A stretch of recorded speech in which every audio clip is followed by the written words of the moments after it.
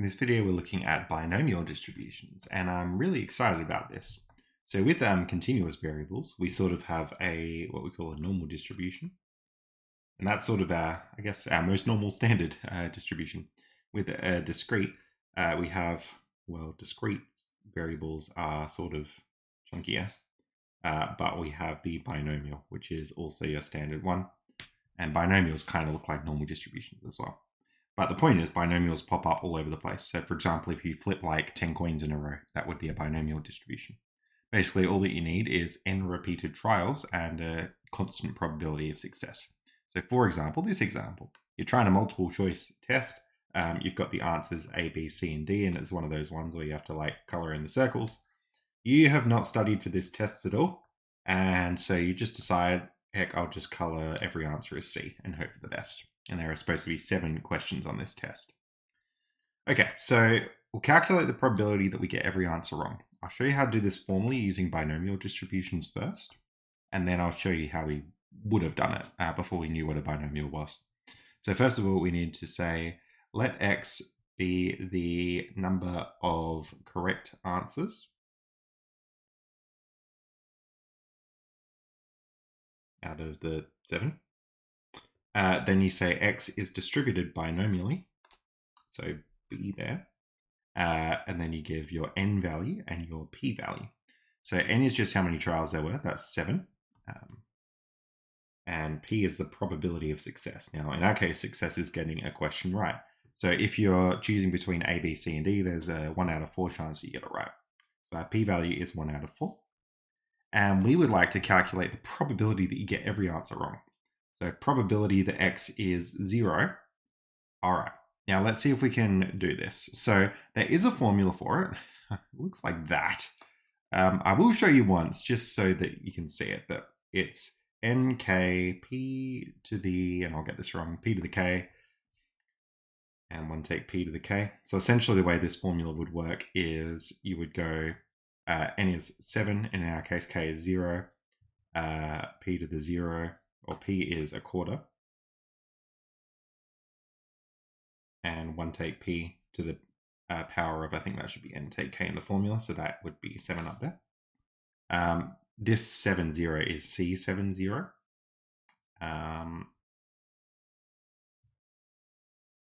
And that's 3/4 to the 7. So C70, that ends up just being 1.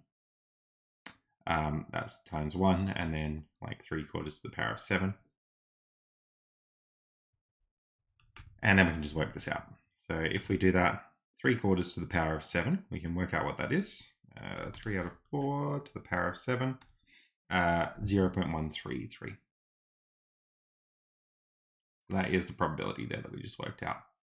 That is probably one of the only times you will ever work out a binomial distribution by hand, because we do have a way to do it on the calculator. One thing that I will mention is that this C70 thing, that was back in the stage 1 course. This thing here is 7 factorial over 0 factorial times 7 factorial on the bottom. And the factorials just mean like 7 times 6 times 5 times 4 times 3 times 2 times 1, all the way down. All right, so that's just in case you're curious how we do it by hand, but I will basically never ask you to do it by hand. On the calculator, you basically just go probability that x is 0, and it's very similar to how we calculate normal distributions. So just in stats, you want to go dist and then binomial PDF. So x is 7. X should be 0 because that's how many questions we would like to get right. Number of trials is 7, and the probability of success is 0.25. If we hit execute, we get 0.133. So that is how we're going to be doing this in practice. And lucky last, if we wanted to do this back in year 11, you would have to go like a big tree diagram. So question 1, we can get it right or wrong. There's a 1 out of 4 chance and a 3 out of 4 chance we get it that. For question 2, we can get it right or wrong. And then we would go 7 questions. But pretty much what we will be doing is we'd be going down that bottom branch, and we'd be getting wrong. And so you'd basically be getting 3/4 times itself 7 times, which is exactly what we did there. Now, as I'm sure you might be able to imagine, with this formula, this would be like the up branches and this would be the down branches. And then what this thing at the start does is it basically just counts up your number of ways. That's where all that bit comes from in the formula. Now, if we want to answer this next question, that you get exactly 5 answers right, doing this with a tree diagram is very difficult because you could have right, wrong, right, right, right, wrong, right, wrong, right? That would be one possibility. Or you could have the first 5 answers right, and then you could have the next one's wrong. Actually, I think I have one too many X's on that one. But yeah, there's heaps of ways you can do this. So not only do you have to figure out the total number of ways you can do this, but then you also have to, for each one of these, that would be a quarter, and there's 5 correct answers, and then it would be 3/4, and it would be 2 incorrect answers. And then you would need to, well, that's one of them, and then you would need to times by the total number of ways, which we are not going to do by hand. Well, we could do it with the formula here. It's not too bad to do. But we're just going to go probability, x is 5, roughly equals, and we can work it out using binomial PDF again. So back into here, dist binomial PDF, x needs to be 5, and the number of trials is still 7, and we're just going to execute that, 0.012. And I'm hoping that sort of makes sense. I'll go 3 significant figures, so we'll go 115. I'm hoping that sort of makes sense, that if you have 7 questions on this test, and you're just guessing them, you've basically only got like a 1% chance that you're going to get 5 of them right, because you've only got a quarter chance of getting each one right. Pretty low chance. Next thing we're going to do is make a probability table. So we've got to think about all the possible things that could happen. Now, X could be anywhere up to 7 questions, just like that. And for the probabilities, we've already worked out a couple. So 0.0115 would go there. I think we worked out the probability that we get 0 right up here is 0.133. And if we want to do another one, just for example, like getting 3 right, all you would do is you would go into binomial and you would just change X to 3. Scroll down, we hit execute, and that's going to be 0.173. Okay, now I'm not going to sit here and do all of them, but I will paste in the full table. Okay, so that's what it looks like there. Now, you might notice the 147 is basically 0. And if you have a 1 in 4 chance of getting a question right, and you guess all 7 questions, I would agree, you have basically no chance of getting 100%. Okay, so that's a full table, and we want to verify that we have a PDF. So are the probabilities positive? Yes, they are. And do they add to 1? Well, they do. I promise they do. You can check if you want. Okay. Calculate the probability that you pass the test, and that means getting 50% or more of the questions right.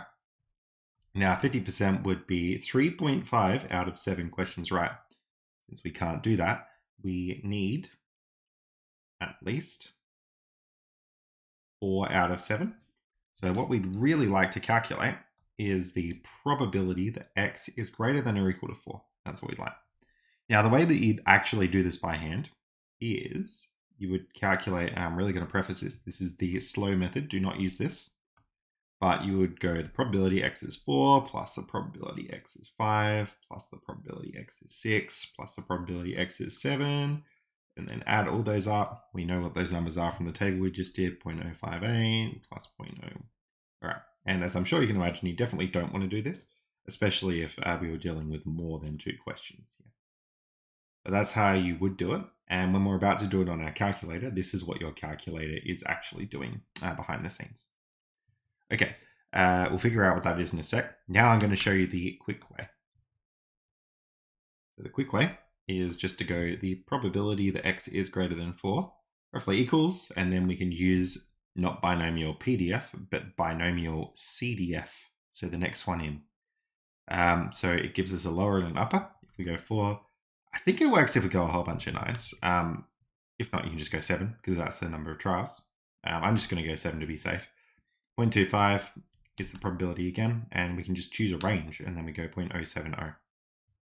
So 0.07. And let's go 3 significant figures, so 0.6. Okay, so that would be the answer if we added all those up, which sort of does look about right to me. Okay, so that would be binomial CDF. All right, now we've got to decide for each of these whether or not they're binomials and state N and P. So you're flipping a coin 10 times and you're counting the number of heads. So I'm going to go yes. A would be distributed binomially. Your n value would be 10 and the chance of getting a head is a half. So this would be like n and p. Okay, roll a die and let b be the number in the die. Okay, the answer here is actually no.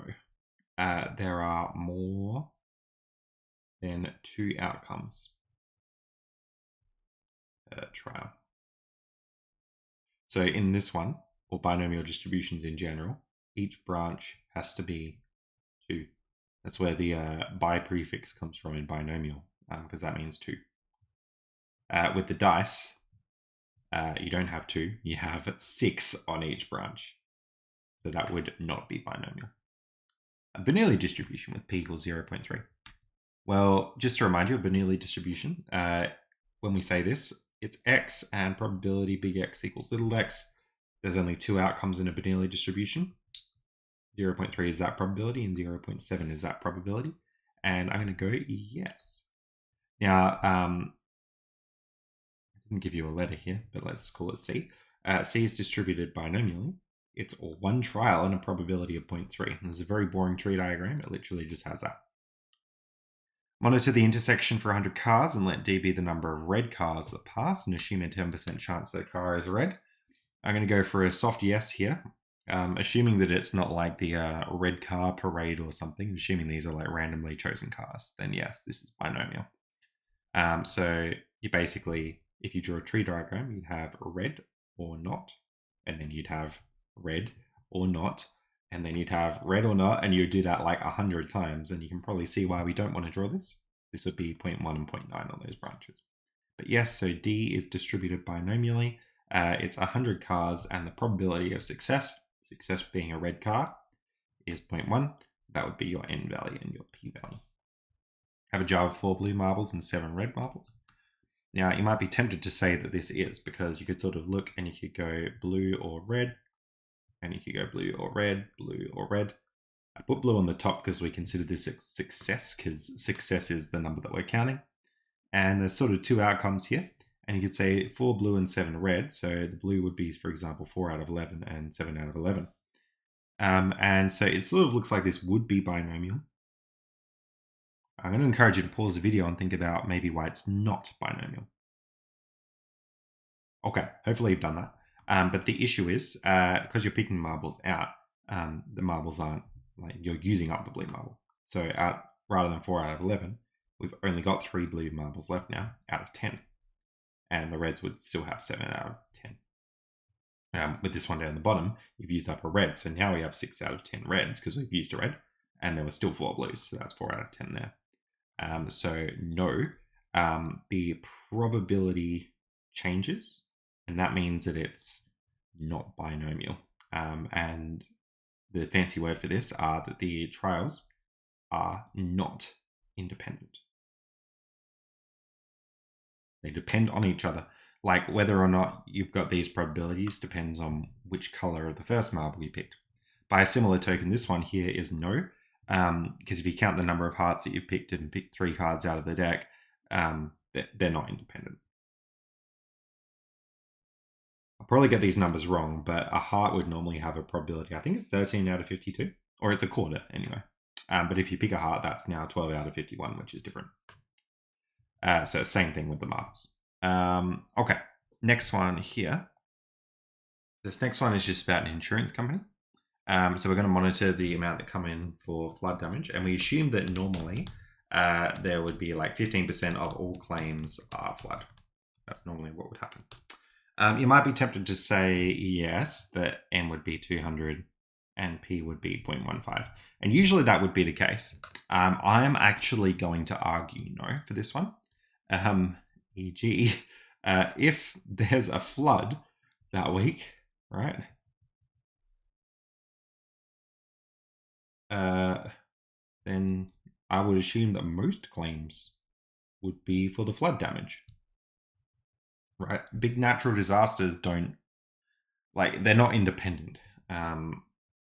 So yes, on average, we might have that 15% of all claims are flood damage, but you're probably, based on whatever's happening, going to have big strings of insurance claims that are all similar things. Like if there's a flood, everyone will come in for flood damage. If there was hail, everyone would come in for hail all at once.